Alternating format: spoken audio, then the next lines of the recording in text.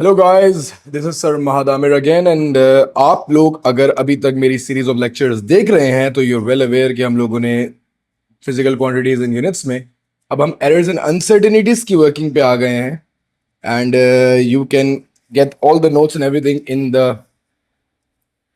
Website on the website sarmahadamir.com where you can receive everything. अच्छा, अब मैं बात आज की कर रहा हूं तो मेरा लेक्चर जो आज का है वो 3 चीजों पे है, प्रिसिशन, एक्यूरेसी एंड सेंसिटिविटी। तो आज सबसे पहले मैं बात शुरू करूंगा that would start of with the term what is precision. तो अगर प्रिसिशन की लफ्जी डेफिनेशन पे जाएं तो प्रिसिशन बेसिकली क्या होती है कि वैल्यूज कितनी एक दूसरे के करीब करीब है, how much close the values are to one another. अगर इसको इंग्लिश में अगर बहुत अच्छी इंग्लिश में लिखेंगे तो precision refer to the degree of agreement among a series of measurements of the same quantity. It measures the reproducibility of the results rather than their correctness. Reproducibility of the results. Sorry यार, कुछ issue कर रहा है ये।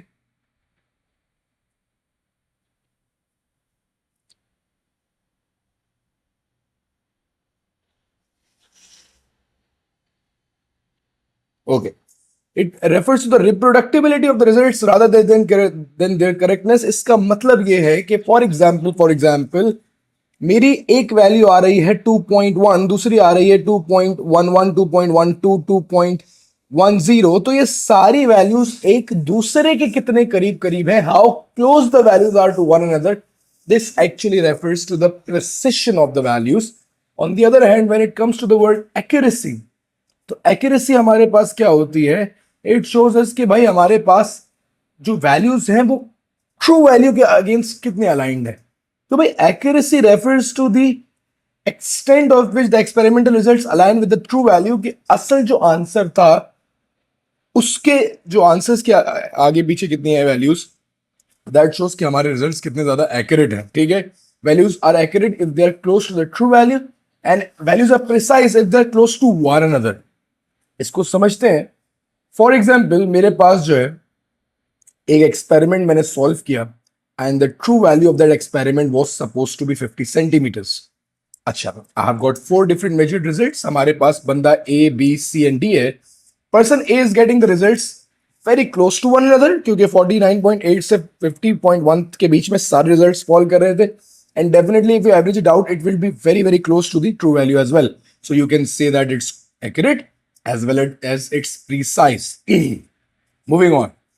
अब अगर trial B की बात करें तो रिजल्ट्स हमारे पास जो है बहुत ज्यादा डेविएटेड है, 45 से 55, एक बहुत बड़ी वेरिएशन है उनमें। ठीक है जी, और जो है इनके पास जो आपस में प्रिसाइज भी नहीं है, क्लोज भी नहीं है, तो they are like accurate, like very low है, लेस एक्यूरेट, एंड प्रिसिशन तो उनकी है ही नहीं, ना होने के बराबर प्रिसिशन है क्योंकि वो बहुत ज्यादा डेविएटेड है। ठीक है, अब अगर मैं ट्रायल सी की बात करूं तो 50 सेंटीमीटर्स अगर मेरी ट्रू वैल्यू थी and I'm getting the results of 50.5, 50.46 and 7, वो सारे 50 point something मेरे results हैं and these results are very close to one another, तो they are very precise। ये results बहुत precision इनकी बहुत सही है, but when it comes to accuracy तो इनकी accuracy थोड़ी सी खराब इस वजह से है क्योंकि अगर इसका एवरेज लूंगा तो ये 50 point something आगे आएगा एवरेज। अच्छा जी, last but not the least, अब हमारे पास अगर ट्रायल डी की बात करूं तो ट्रायल डी में 40.123, 40 पॉइंट समथिंग्स में रिजल्ट्स आ रहे हैं। They are close to one another, they are precise, they are close to one another, but इनकी एक्चुअल वैल्यू से वो बहुत ज्यादा क्या है, डेविएटेड है। That's why I can say कि यार ये हमारे पास ना ही बिल्कुल भी एक्यूरेट नहीं है, बट क्योंकि ये सारी वैल्यूज आपस में करीब करीब है तो they can be classified as precise. तो प्रिसिशन डिपेंड करती है कि कोई चीज आपस में कितनी क्लोज है, एंड देन एक्यूरेसी डिपेंड कि वो ट्रू वैल्यू को कितना ज्यादा फेवर कर रही है। अच्छा, एक बात यहाँ पे बड़ी जो है इंपॉर्टेंट है कि सब कुछ लोग ये समझते हैं कि दैट ट्रायल बी सिंस इसका एवरेज जो है it would be close to 50, तो ये एक्यूरेसी में आ जाएगा। देखिए, मैंने भी इसको यहाँ पे इस बात को बहुत ज़्यादा क्लियर करने की ज़रूरत है कि देखिए इस तरीके से हम इसको एक्यूरेट नहीं कह सकते बिकॉज द रिजल्ट्स जो इनकी जो मिनिमम और मैक्सिमम है that is very very deviated.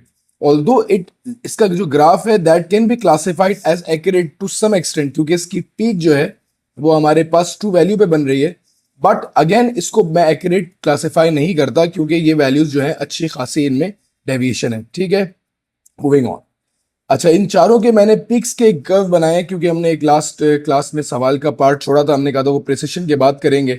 अगर मैं इस ग्राफ की बात करूं तो पार्ट ए में क्योंकि they are very precise and accurate, तो इसका जो कर्व है उसकी जो बेस है would not be very deviated क्योंकि ये सारी वैल्यूज जो है क्लोज हैं, एंड देन वो बिल्कुल ट्रू वैल्यू 50 के अगेंस्ट बनेगी, ठीक है। पार्ट बी में भी अगर आप इसका एवरेज लोगे तो it would be somewhere very close to 50, तो इसकी जो पीक है वो बिल्कुल 50 पे बनेगी, but yes it would B deviated, एक फैली हुई वैल्यूज देगा। अच्छा, सी में हमारे पास जो है बहुत स्लाइटली जो है ये हमारे पास जो है ऑफ है, इसकी जो वैल्यू है वो थोड़ी सी 50 से ज़्यादा है, तो मैंने इसको थोड़ा सा जो है डेविएटेड बनाया, बट इट इज़ प्रिसाइज। इसको भी हम लोग स्लाइटली जो है कैसे कहते हैं कि एक्यूरेट बोल सकते हैं। अगेन यहाँ पे अगर मैं बात करता हूँ तो दे आर प्रिसाइज, बट ये एक्यूरेट बिल्कुल नहीं है, तो इसकी स्टैंडर्ड डेविएशन जो इसकी थिकनेस है वो तो कम है, बट 50 से काफ़ी ज़्यादा ये लेफ्ट पे है क्योंकि इसका एवरेज जो है 40 पे लाई कर रहा था। तो हमने जो लास्ट टाइम जो क्वेश्चन किया था उसमें यही पूछा हुआ था, the measurement of a particular time interval is repeated many times, the readings are found to vary, the results are shown in figure 1.1। यहाँ पे जो पार्ट हमारा रह गया था उसमें हमने पूछा गया था कि state the expected changes to figure 1.1 for the experiment measure results that are more accurate. Accuracy बढ़ाने के लिए अभी हमने कहा कि जो इसकी पीक है that should have move closer to the true value. तो फिगर 1.1 में ऐसे क्या चेंजेस होंगे जिससे हमें ये पता चलेगा कि ये जो रिजल्ट है ये ज्यादा एक्यूरेट है। तो इसके लिए याद रखिएगा कि हमारी जो ट्रू वैल्यू इसने सवाल में बताई हुई थी that the true value of this particular is 10.1, so the peak should have been move to 10.1 या peak should have been move to the true value. तो इसकी वजह से ये एक्यूरेसी बढ़ जाएगी, peak would move towards the true value।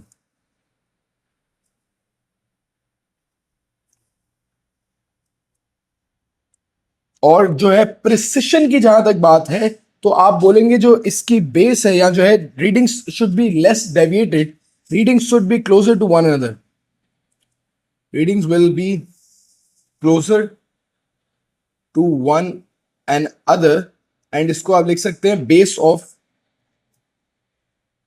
Graph is short. तो इसके ग्राफ की बेस जो है वो शॉर्टर होनी चाहिए and the reading should not be that much deviated in order to make them more precise. तो प्रिसिशन एंड एक्यूरेसी के इस पैटर्न पे बहुत सारे क्वेश्चंस आ रहे होते हैं। We have got some questions जो हम लोग अभी डिस्कस करेंगे and then we will move on to the sensitivity part. Guys next part पे मूव करते हैं। हम लोग ने दो क्वेश्चंस यहाँ पे बहुत सिंपल से हैं, ठीक है। उसके बाद फिर will move on to sensitivity. The boxes in figure 1.1 contains terms on the left hand side and the examples on these terms on the right hand side. Draw a line between each term on the left hand side to and the correct example on the right hand side। अच्छा, first of all base quantities का जिक्र करें तो base quantity इनमें से हमारे पास जो है इलेक्ट्रिक करंट है, ठीक है। बेस क्वांटिटी करंट है, ठीक है। बेस यूनिट किलोग्राम है, ठीक है। KG is a base unit, हम लोगों ने फर्स्ट लेक्चर में पढ़ा था। डिराइव्ड क्वांटिटी हमारे पास फोर्स है क्योंकि फोर्स का यूनिट न्यूटन होता है and drive unit is Coulomb's, coulomb is ampere seconds. तो ये हमारे पास एक अच्छा, ये बच्चे ना बेस क्वांटिटी बेस यूनिट में कंफ्यूजन मारते हैं। प्लीज यार आप लोग थोड़ा सा इस पर रखिएगा ध्यान को कि base quantity is the quantities and the base units are the units. तो कॉलम को बहुत अच्छी तरीके से देखिएगा और गलती मत कीजिएगा। A set of experimental measured is described as precise and not accurate. State what is meant by precise and not accurate। तो भाई precision का मतलब ये है कि values are precise if they are close to one another, और अगर कोई चाहे तो इसकी अच्छी वाली definition को बिल्कुल लिख सकता है। But accuracy के है कि value not accurate का मतलब ये होगा हमारे पास कि values are not averaging to the true value। यहाँ पर आप इसको ऐसे लिख सकते हैं, values are not accurate if they are not close to the true value। Yeah, not accuracy refers to the extent on which the experimental results do not align with their true value। तो इसमें जो है experimental results do not align with their true value कर देंगे तो not accurate की definition बन जाएगी। तो it's pretty much up to you, इसको आप जैसे भी लिखना चाहें, it's very simple, इस तरीके से questions आ रहे होता है। अच्छा, अब हमारे पास जो टर्म आती है बेटा वो आती है सेंसिटिविटी की, and sensitivity is rather very important. इसमें जो चीज़ें हैं वो थोड़ी सी इंटरेस्टिंग है। मैं हमेशा बोलता हूँ कि सेंसिटिविटी, अच्छा कुछ टीचर्स या कुछ चीज़ें यहाँ पे छूट जाती हैं टीचर्स से सेंसिटिविटी के हवाले से, बट इसके क्वेश्चंस आते हैं एमसीक्यूज में, काफ़ी ज़्यादा रिपीटेड आते हैं। तो मैंने काफ़ी क्वेश्चंस कुछ सालों के डाले हुए भी हैं। तो सेंसिटिविटी इटसेल्फ बहुत छोटा सा टॉपिक है, बट इसकी समझ है आज क्लियर हो जाएगा तो आपका वो एमसीक्यू का नंबर नहीं घटेगा। तो सेंसिटिविटी बेसिकली रेफर करती है कि how much units are move to measure a particular value, ठीक है। अक्सर इसमें एमीटर डिफ्लेक्शन का सवाल आता है, तो मैं इसी से आपकी बात को क्लियर करता हूँ। गाड़ी की जो आपकी सुई है एक्सीलरेटर वाली, अगर उसको आप इमेजिन करो या फ्यूल गेज को आप इमेजिन करो, तो फ्यूल गेज अगर फ्यूल फुल है तो मैक्सिमम पे होता है, जैसे फ्यूल कम होता जाता है फ्यूल गेज कम होता जाता है। तो सिमिलरली अगर कोई भी क्वांटिटी है उसकी जो मेजरमेंट है वो डिपेंड करती है एक स्केल पे, जिससे पता चलता है कि वो फ्यूल कितना है। और देन अगेन अगर 5 पे मैक्सिमम है तो it would be reducing down and eventually it would go to zero.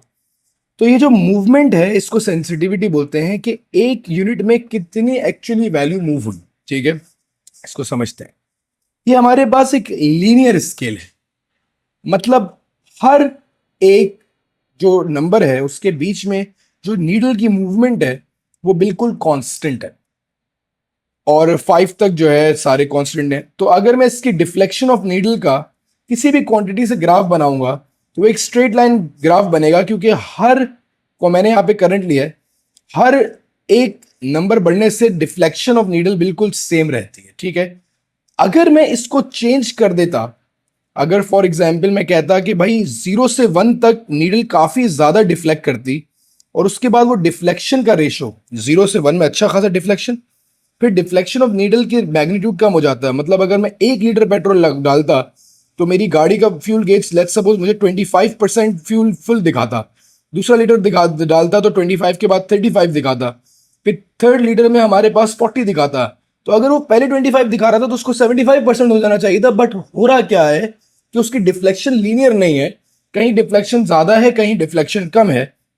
तो अगर डिफ्लेक्शन नॉन लीनियर होती है तो उस पर्टिकुलर सिचुएशन में कुछ इस तरीके से हमारा ग्राफ बनता है कि भाई शुरू में डिफ्लेक्शन ज्यादा है, तो 0 to 1 में डिफ्लेक्शन बहुत ज्यादा है।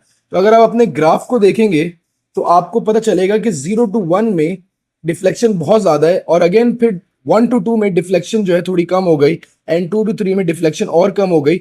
ऑल्दो जो वैल्यू ऑफ इनपुट है वो सेम है, ठीक है, हर जगह 1-1 एम्पेयर करंट या 1-1 लीटर फ्यूल है, बट जो डिफ्लेक्शन ऑफ नीडल है वो क्या कर रही है, रिलेटिवली चेंज हो रही है। ऐसी सिचुएशन में हम इस स्केल को नॉन लीनियर बोलेंगे, और ये जो है शुरू की वैल्यूज के लिए सेंसिटिव ज्यादा है, क्योंकि ज्यादा इतने सी एक के लिए अच्छी खासी मूवमेंट है, and then later on values के लिए जो है वो कम सेंसिटिव है।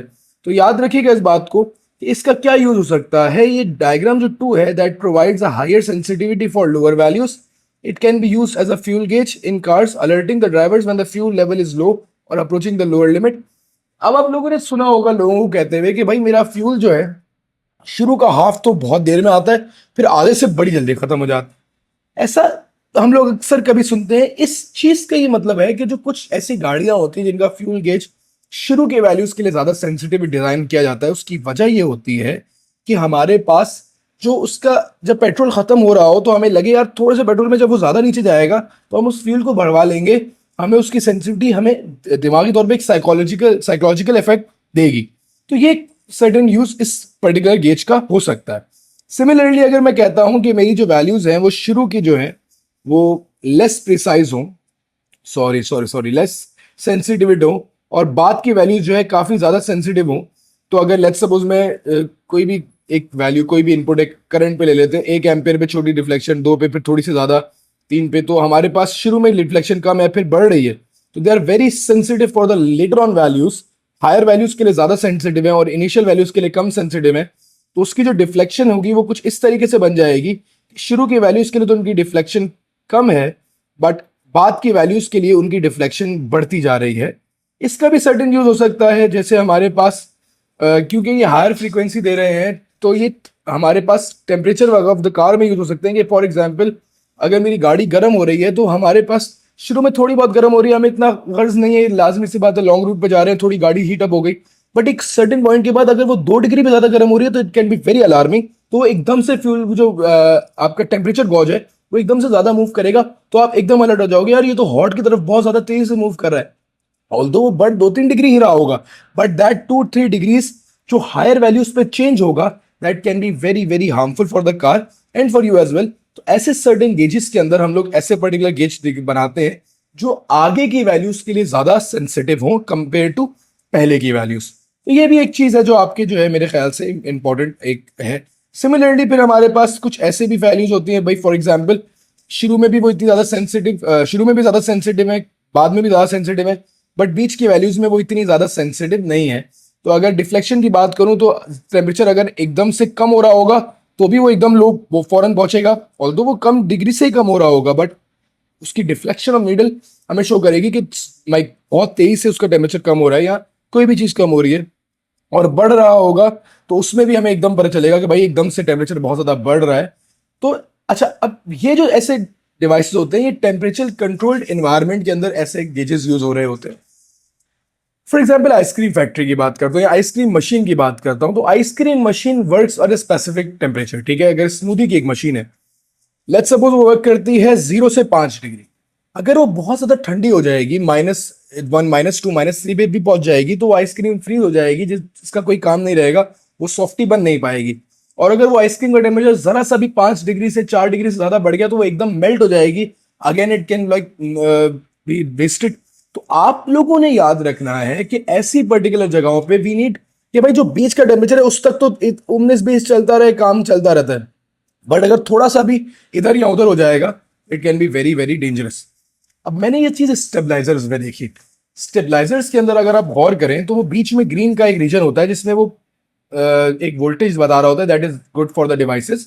बट अगर वो रेड और व्हाइट बना होता है, मेरे घर में रेड और व्हाइट बना हुआ है, हो सकता है आपके घर में कलर चेंज हो, तो उसकी डिफ्लेक्शन काफी तेज हो सकती है। कि अगर वोल्टेज लेट्स सपोज हमारे घर के devices they are meant to work at 220, 210, 230 तक की बात का इतनी परेशानी की बात नहीं, बट अगर 170 हो जाएगा तो कुछ ऐसी अप्लायंसेज हैं that can be very like endangered and वो शॉर्ट सर्किट हो सकती हैं। तो उन जगहों पे भी ऐसे गेजेस यूज हो सकते हैं। तो इसका प्रैक्टिकल यूज स्टेबलाइजर हो सकता है, आइसक्रीम फैक्ट्री हो सकता है। तो आप ये चीज याद रखिएगा, ठीक है। इस डिफ्लेक्शन से रिलेटेड हमारे पास कुछ पास्ट पेपर में सवाल आए। एक 2018 में मुझे क्वेश्चन नजर आया, ठीक है। उसके बाद मुझे 4 बार एक ही क्वेश्चन नजर आया, 2015 में और 2010 में और 2004 में भी एक क्वेश्चन सेम रिपीटेड क्वेश्चन आया। फिर हमारे पास एक क्वेश्चन 2007 का मुझे नजर आया। तो ये 3 क्वेश्चन मुझे सेंसिटिविटी के मिले, ठीक है। और भी होंगे बट मुझे जो है मैंने बुक में जब अपनी बना रहा था तो मुझे ये 2-3 क्वेश्चंस मिले तो मैंने इसको ऐड कर दिया। इनसे हमारा कॉन्सेप्ट थोड़ा बहुत क्लियर हो जाएगा कि एग्जामिनर की रिक्वायरमेंट क्या होती है जब टॉपिक सेंसिटिविटी पे बात हो रही होती है। क्या सवाल था? This is circuit shown an analog ammeter to be recalibrated as the thermometer. अच्छा जी, ये एमीटर थर्मोमीटर है, ठीक है। तो ये हमारे पास जो है ठीक है। The ammeter is connected in series with the thermistor. The thermistor is a component with the resistance that varies with temperature. The graph shown how the resistance R of the thermistor changes with temperature T. Which diagram could represent the temperature scale on the ammeter? अच्छा, बहुत simple इसका सवाल है। आप इस चीज को deflection समझ लें, रेजिस्टेंस को डिफ्लेक्शन समझ लें और टेम्परेचर है।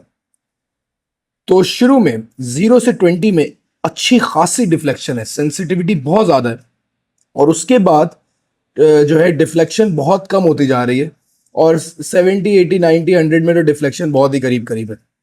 तो डिफ्लेक्शन शुरू में बहुत सेंसिटिव है, थोड़ी सी भी टेम्परेचर बढ़ने पे अच्छी खासी डिफ्लेक्शन है, एंड देन टेम्परेचर कितना भी बढ़ जाएगा तो डिफ्लेक्शन का मैग्नीट्यूड बहुत कम हो जाएगा।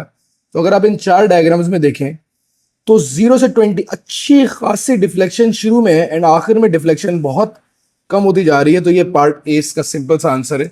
ये डिफ्लेक्शन ऑफ नीडल इनिशियली बहुत ज़्यादा थी, बट आफ्टर देखो कि डिफ्लेक्शन इतनी सी डिफ्लेक्शन हुई है लास्ट की जगहों पे, और शुरू में बहुत ज़्यादा डिफ्लेक्शन हुई इनिशियल वैल्यूज़ पे। तो आप इस तरीके से, और ये बिल्कुल समझ लें, मुझे जहाँ तक लग रहा है ये 50 to 100 डिफ्लेक्शन जो है बिल्कुल ना होने के बराबर है। तो ये आप देख भी सकते हैं 50 to 100 डिफ्लेक्शन ना होने के बराबर है, एंड 0 से फिर जो है डिफ्लेक्शन तकरीबन 50 तक अच्छी, फिर भी काफ़ी ज़्यादा डिफ्लेक्शन ऑफ नीडल नज़र आ रही है। तो अगेन थोड़ा सा कॉमन सेंस का क्वेश्चन है, ठीक है। इसके 2 क्वेश्चन और हैं, फिर हम लोग आज का लेक्चर यहाँ पे वाइंड अप करते हैं, and then from there will be continuing with the concept of errors, uncertainties और उनकी calculations. It's going to be a great lecture afterwards. मई जून 2015 पेपर 1-1 में आया ये सवाल, 4 बार आया सारे ईयर्स देखे में। The angle deflection of the needle and of the ammeter varies with the current in the ammeter as shown in the graph. which diagram could represents the appearance of the scale on the meter. अच्छा, angular deflection जो है मैंने अभी यही I guess पढ़ाया था concept में कि एंगुलर डिफ्लेक्शन और हमारे पास जो है करंट या जो भी वैल्यूज ने दी हुई करंट ही दिया हुआ है, इस पर्टिकुलर चीज़ का ग्राफ है। तो आप इसको रियलाइज करते हो कि इनिशियली जो है डिफ्लेक्शन काफ़ी ज़्यादा है, एंड देन क्योंकि वो जो है जिसे कहते हैं कि स्ट्रेट होता जा रहा है, उसका ग्रेडियंट कम होता जा रहा है, तो डिफ्लेक्शन का मैग्नीट्यूड भी कम होता जा रहा है। तो हमारे पास शुरू में डिफ्लेक्शन ज़्यादा है, इनिशियल वैल्यूज़ पे डिफ्लेक्शन ज़्यादा है और बाद में डिफ्लेक्शन कम होती जा रही है। तो इनिशियल वैल्यूज़ में डिफ्लेक्शन ज़्यादा हमारे पास आई गेस मुझे ए में ही नज़र आती है कि शुरू में डिफ्लेक्शन काफ़ी ज़्यादा है, देन उसकी जो थिकनेस ऑफ डिफ्लेक्शन है वो कम होती जा रही है। तो ये हम लोगों ने अभी थोड़ी देर पहले लेक्चर में भी डिस्कस किया था, तो इसको आप ए मार्क कर दीजिएगा, तो ये आपका आंसर करेक्ट हो जाएगा। The diagram shows the graduation of the correctly calibrated ammeter with when the current is zero, the bound pointer is at zero. The ammeter is accidentally readjusted so that when the current is zero, the pointer point at x. तो initially जब current zero होगा तब भी कोई ना कोई current की values आ रही होंगी, तो हमारा जो ग्राफ है वो करंट थोड़ा सा करंट शो कर रहा होगा। तो ये हमारे पास ऑप्शन ये दोनों तो कट जाते हैं, उसकी वजह ये है ये ऑप्शन ए और बी कट जाते हैं, क्योंकि ये जो हमारी नहीं बल्कि ऑप्शन ए बी क्यों कट जाते हैं, सॉरी, हमारे पास ये ठीक है, current is zero, the pointer is at x, ठीक है, डिफ्लेक्शन शो कर रहा है, ठीक है, एंगुलर डिफ्लेक्शन हमारे पास कुछ ना कुछ आ रही होगी। तो इनिशियली कुछ डिफ्लेक्शन से ग्राफ शुरू करेगा, ठीक है, करंट तो उसमें नहीं होगा, बट एंगुलर डिफ्लेक्शन हमारे पास जो है इधर पॉइंट कर रहा होगा, ठीक है। अब इसमें वर्किंग क्या आती है कि अच्छा जी, शुरू की वैल्यूज़ के लिए उसकी सेंसिटिविटी ज़्यादा है, बाद की वैल्यूज़ के लिए कम है, तो ग्राफ इस तरीके से ही होगा, क्योंकि शुरू की वैल्यूज़ के लिए जब सेंसिटिविटी ज़्यादा होती है तो हमेशा जो है ग्राफ हम लोग इस तरीके से बना रहे होते हैं। इसका कोई ऐसा कॉन्सेप्ट नहीं है, डिफ्लेक्शन जो होगी वो ज़्यादा होगी एंड देन बाद में वैल्यूज़ कम हो जाएंगी। तो क्योंकि ग्राफ हमारे पास डिफ्लेक्शन के अगेंस्ट इस तरीके से ही आ रहे होते हैं, तो एक कॉन्सेप्ट याद रख लेगा, वो हो सकता है एक्सेस फ्लिप कर दे, तो इसका आंसर ये ऑप्शन ए हो जाता है, जो कि मेरे ख्याल से बिल्कुल सही ऑप्शन है। इनिशियली कुछ एंगुलर डिफ्लेक्शन उसमें थी और शुरू की वैल्यूज़ के लिए वो डिफ्लेक्शन ज़्यादा थी, एंड देन आफ्टर दैट वो डिफ्लेक्शन बहुत कम होती गई। तो ये इस तरीके से हमारे पास सेंसिटिविटी से रिलेटेड क्वेश्चंस आ सकते हैं, ठीक है। ऑन दैट नोट हमारा सेंसिटिविटी वाला पार्ट जो है यहाँ पे वाइंड अप होता है, ठीक है। नेक्स्ट लेक्चर हमारा सेंसिटिविटी का है, अनसर्टेनिटी का है, थोड़ा सा ज़्यादा लंबा लेक्चर होगा क्योंकि उसमें काफ़ी सारी चीज़ें हैं, देयर आर कॉन्सेप्ट्स, उसके काफ़ी सारे क्वेश्चंस हैं। Will start from easy and then moving on to the difficult and the most difficult questions. तो see you guys in the next lecture, अपना ख्याल रखिएगा। You can get all the notes at sirmahadamir.com. Take care.